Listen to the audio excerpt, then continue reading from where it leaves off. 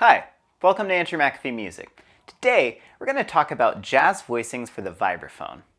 For whatever reason, I haven't seen vibraphone books or curriculums that actually start with shell voicings. However, it seems that all guitar and piano players start here, so I want to teach you how to play them. Now, to be comfortable with this lesson, you first need to understand your major, minor, and perfect intervals. You will also need to be familiar with the interval of a tritone. If you're not familiar with these, I'm sure there are at least 100 YouTube videos teaching this concept. And if there aren't, let me know and I'll do a video about that.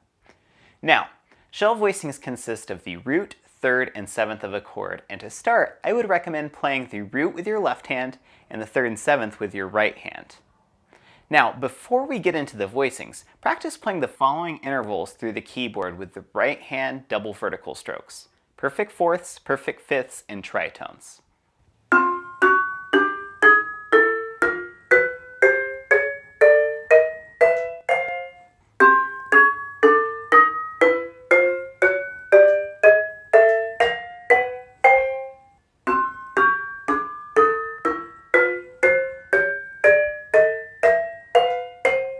Now, let's go through and practice our minor seventh shell voicing. Play the root in your left hand, play the flat 3 with mallet 3, and the flat 7 with mallet 4. Notice the interval between the right hand mallet is a perfect fifth. Now move mallet 3 up to the flat 7, and place mallet 4 on the flat 3, an octave above the first flat 3 that you played. This creates the interval of a perfect fourth.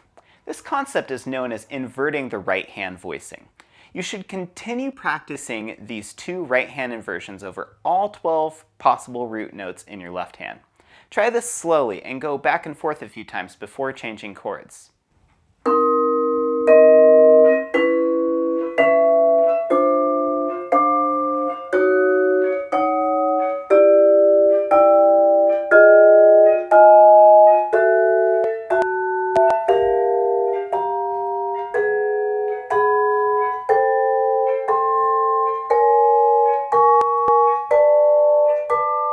Six and a half hours later. Now that you've spent a few days getting your minor seventh chords on autopilot, it's time to move on to the next chord quality. Let's work on your dominant seventh chords.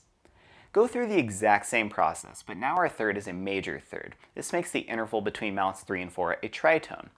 Spend a few days getting these voicings on autopilot, but also take some time to review your minor seventh chords as well.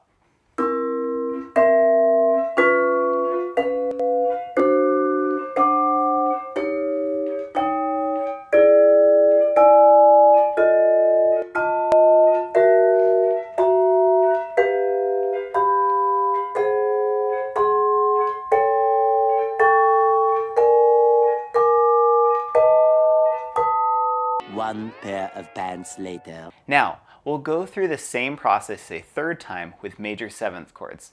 Now we have the major third and the major seventh on the chord. This involves the intervals of a perfect fifth and a perfect fourth in the right hand.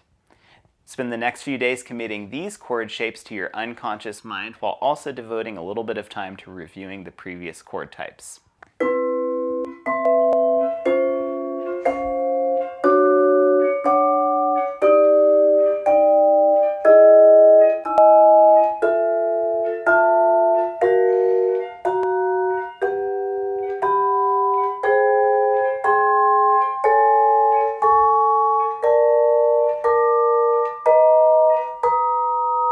That's all for this lesson, but stay tuned for part 2 of this video where we discuss applying these chords within some more musical applications. Thanks so much for watching. If you liked this video, please remember to comment, like, and subscribe.